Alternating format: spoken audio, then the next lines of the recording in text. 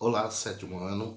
Nós estamos começando hoje um assunto novo chamado Renascimento Artístico e Cultural.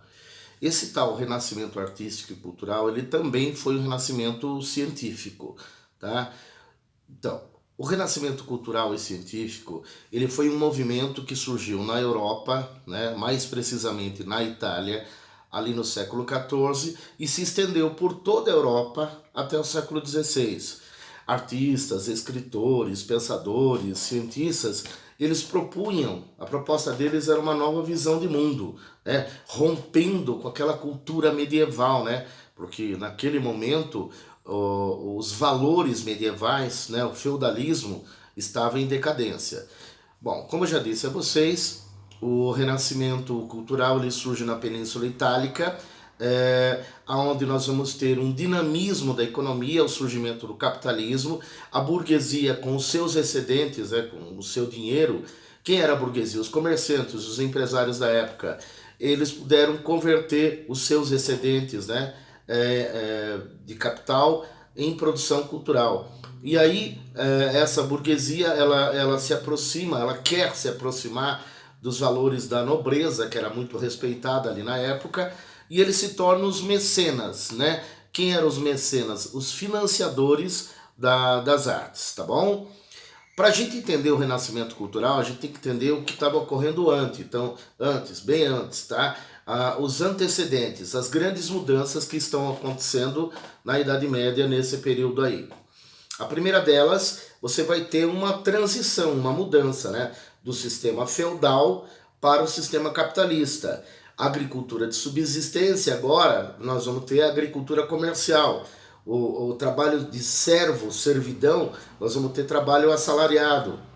A diminuição do poder político do senhor feudal e a ascensão de uma nova classe social que é a burguesia.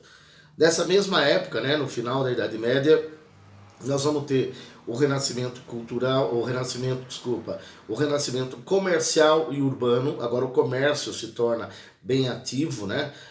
O surgimento das guildas, que eram as oficinas artesanais, e das grandes ligas comerciais, né? Então o comércio está sendo reativado aí. Surgem nessa época as primeiras universidades, né? Na Inglaterra, na França, na Itália, na Espanha, Portugal, e a formação dos estados nacionais, onde nós vamos ter agora um rei poderoso, poder político centralizado nas mãos do rei, e esse rei ele é aliado da burguesia. Também nesse mesmo momento final da Idade Média, nós vamos ter o período das grandes navegações e dos descobrimentos aí no início do século XV, né? Nós vamos ter o descobrimento da América, por exemplo, né? Um novo conceito de mundo. São várias as características do feudalismo, tá? Mas eu vou pontuar algumas aqui que são importantíssimas. A primeira, eles defendem a razão, o racionalismo, que tudo pode ser explicado pela razão, pela observação da natureza, deixando de lado aquela coisa do teocentrismo, da visão religiosa de Deus como centro de tudo.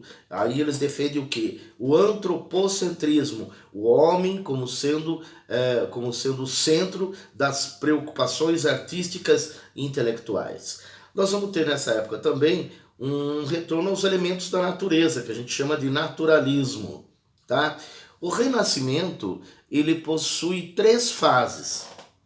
A primeira fase do Renascimento cultural é a fase ali do século XIV, chamada de Trecento. O que é importante destacar aqui? São as primeiras manifestações do Renascimento, né?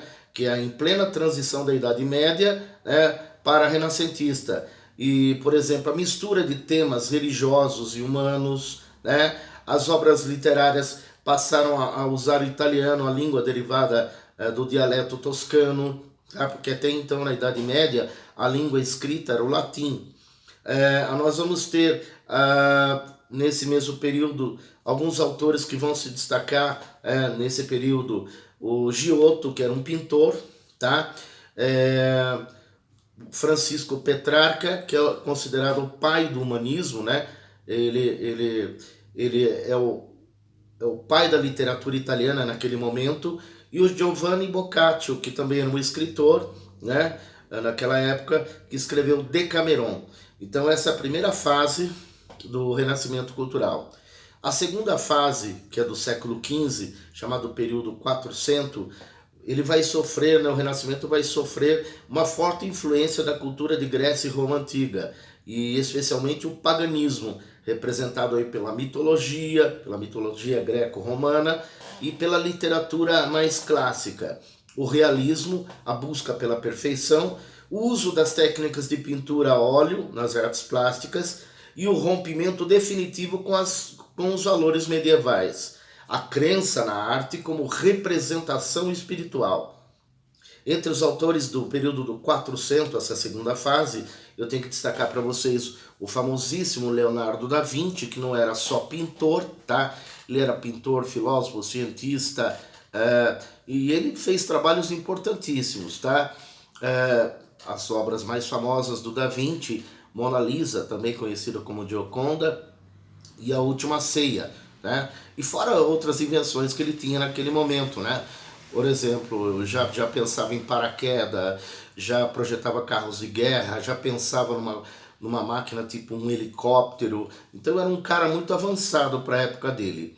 Eu posso destacar desse período também o Sandro Botticelli, um pintor, ele é famosíssimo para aquela época. Uma das pinturas famosas dele é a Nascimento de Vênus, tá? Que é desse período aí.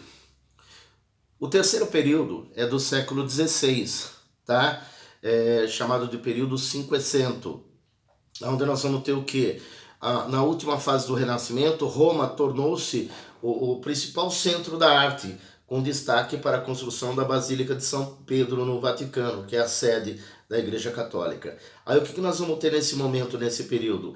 A presença do humanismo na pintura, na literatura, na escultura. Temas religiosos e profanos, eles se misturam. Nesse período eu posso citar alguns autores, tipo, agora vem um escritor, né? O tal de Maquiavel, que é o primeiro que vai escrever sobre a questão da política, né? A obra mais famosa dele, O Príncipe, onde nessa obra ele dá conselhos, né, para um príncipe numa região da Itália de como governar. Então ele vai ser chocante naquele momento. O Erasmo de Roterdã, que é um escritor holandês, ele é autor do Elogio à Loucura. O Michelangelo, né, que era um escultor, pintor e arquiteto, autor de uma escultura chamada Pietà, a criação de Adão, né, que são os afrescos da Capela Sistina no Vaticano.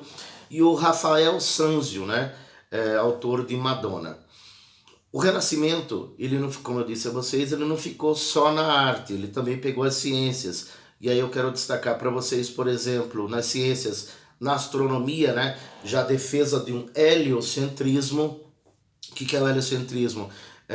Tudo começou lá com o Copérnico e foi aprofundado lá pelo Galileu Galilei, onde o heliocentrismo defende que o planeta Terra é redondo, que gira em torno do Sol. Então essas ideias já estavam ali fervendo naquele momento.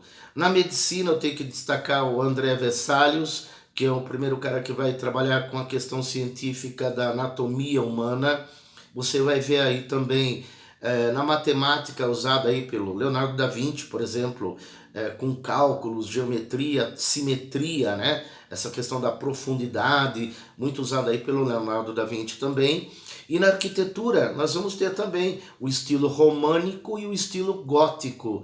O estilo gótico com colunas, né, nas construções, e abóbodas, que são aquele teto arredondado. O estilo gótico, ele é um estilo mais exagerado, cheio de detalhes. Por exemplo, quando você vai para São Paulo, a Catedral da Sé, né, cheia de pontas, aquilo é uma arquitetura gótica. Tá? Então, só finalizando aí o renascimento cultural e científico.